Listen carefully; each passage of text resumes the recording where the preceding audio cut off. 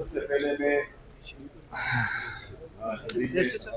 میں پاکستان کو مبارکباد اور خراج تحسین دونوں پیش کرتا ہوں. بہت بہترین قومی کانفرنس جاری ہے اور انشاءاللہ ہم پر امید ہے کہ جب یہ ختم ہوگا تو انشاءاللہ تعالی نتیجہ خیز ختم ہوگا.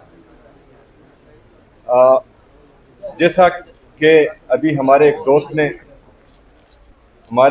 نے بولا بھی کہ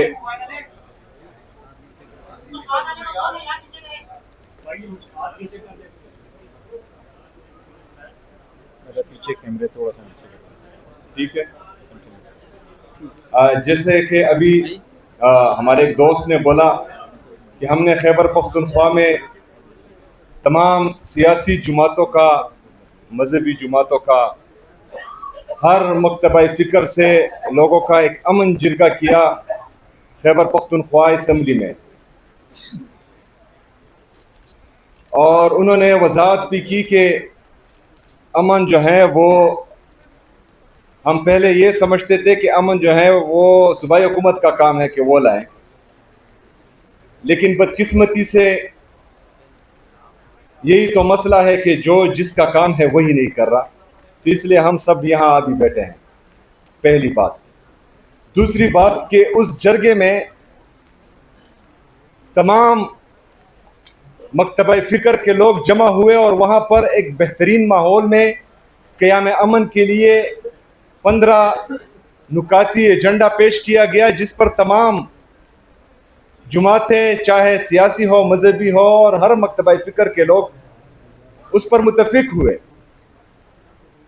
لیکن بدقسمتی سے جن لوگوں کو امن گھاٹے کا سودا ہوتا ہے اور جن کا جنگ میں ہی خیر ہوتا ہے، انہوں نے یہ سارا پروسیس سبوتاج کرنے کے لیے جرگے میں ہمارے آئے ہوئے مہمان جن کا تعلق پی ٹی ایم سے تھا ان کو اسمبلی سے باہر اٹھا لیا. تو میری جب ان سے اس حوالے سے بات ہوئی، میں نے ان کو کہا کہ ایک تو آپ لوگوں کا مسئلہ یہ ہے کہ آپ لوگ زمینی حقائق سے اس طرح باخبر نہیں رہتے جتنا سیاسی لوگ رہتے ہیں.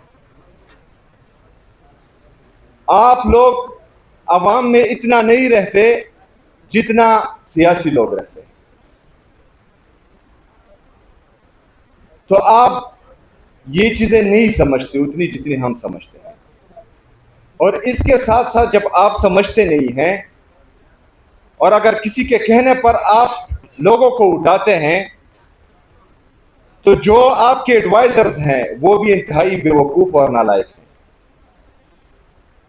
کیونکہ یہ جو قدم آپ لوگوں نے اٹھایا ہے اس سے آپ کی ساکھ اٹھے گی نہیں، اس سے لوگوں کے دلوں میں آپ کی نفرت کم نہیں ہوگی لیکن مزید بڑھے گی. اور اس کا نتیجہ ہم نے دیکھا کہ پشاور یونیورسٹی کیمپس میں 78 سال میں پہلی دفعہ جو ہے ہمارے ادارے کے خلاف نعرے بازی ہوئی، اور یہ ان کی ایک بیوقوفانہ حرکت کی وجہ سے جو انہوں نے جرگے کے بعد کی. یہ صرف پہلا موقع نہیں ہے کہ جہاں پر ہم اچھے کام کی طرف جاتے ہیں اور وہ غلط مشوروں کی وجہ سے وہ الٹا ہو جاتا ہے. اس سے پہلے جو ابھی خیبر پختونخوا میں دہشت گردی لائی گئی ہے اس پر بھی ہمارے اعتراضات تھے، اور ہم پشاور سے لے کر تورغر کوہستان تک اور ادھر ڈی خان وزیرستان تک اور ادھر چترال اور باجاوٹ تک ہم چیختے رہے، چلاتے رہے، پورے پختونخوا کی عوام، پورے پختونخوا کی لیڈرشپ، کہ آپ ایک دفعہ پھر ان کو لا رہے ہیں تو یہ آپ خیبر پختونخوا کا نقصان بھی کر رہے ہیں اور پاکستان کا نقصان بھی کر رہے ہیں. یہ بند کمروں کی پالیسیاں جو آپ بنا رہے ہیں یہ آپ کے لیے بھی نقصان دہ ہیں، یہ پاکستان کے لیے بھی نقصان دہ ہیں. لیکن پہلے ہمیں یہ کہا گیا کہ یہ جھوٹ بول رہے ہیں، ایسی کوئی بات ہے ہی نہیں. ابھی جو ہے یہ آپریشنز کی تیاریاں کر رہے ہیں. تو یا یہ اس وقت جھوٹے تھے یا آج جھوٹے ہیں. ہمیشہ جب ہم تنقید کرتے ہیں تو ان کے لیے ہم سلوشن بھی دیتے ہیں. ہم نے امن جرگے خیبر پختونخوا کے امن جرگے میں ان کو یہ مشورہ دیا کہ آپ خیبر پختونخوا کے سٹیک ہولڈرز، چاہے صوبائی حکومت ہے چاہے وہاں کے پارلیمنٹیرینز ہیں،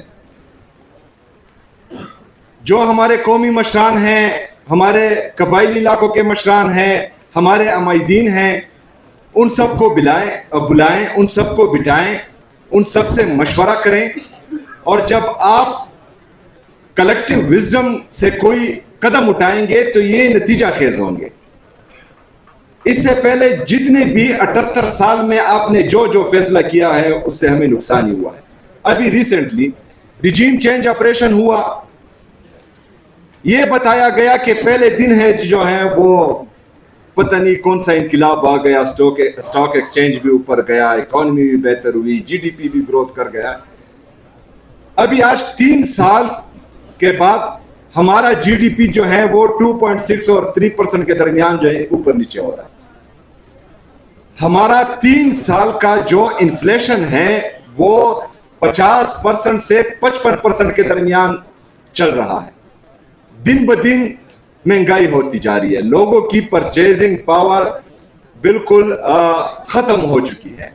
ان امپلائمنٹ اتنی ہے کہ اگر آج یہ اعلان کرے کہ جو پاکستان چھوڑ کر جانا چاہ رہا ہے وہ آئے تو 2 کروڑ سے زیادہ لوگ جو ہیں یہاں پر ایمبیسی کے باہر کھڑے ہوئے. یہ آپ کی غلط پالیسی ہے. لندن میں بیٹھ کر اگر آپ بند کمروں میں ریجیم چینج آپریشن کا فیصلہ کریں گے تو آپ کی معیشت کا یہ حال ہوگا، آپ کے صوبوں کا یہ حال ہوگا. اور پھر اوپر سے ایسے لوگ بٹھا دیں جو ایک صوبے کے ساتھ مسلسل امتیازی سلوک کر رہے ہیں. مطلب ہمارا ایئر فورس کا جہاز ایک وزیر اعلیٰ کو ایک صوبے سے دوسرے صوبے تک اور ملک سے باہر لے کر جا رہا ہے، اور دوسرے صوبے کا وزیر اعلیٰ وہ اس کا پاسپورٹ سٹاپ لسٹ میں ہے. ایک صوبے کو تمام تر وسائل دیے جا رہے ہیں، اور آئی ایم ایف یہ رپورٹ کر رہا ہے کہ 5,300 ارب روپے کی کرپشن ہوئی ہے اور پاکستانی عوام کے حق پر ڈاکہ ڈالا گیا ہے. اس پر تو چپ.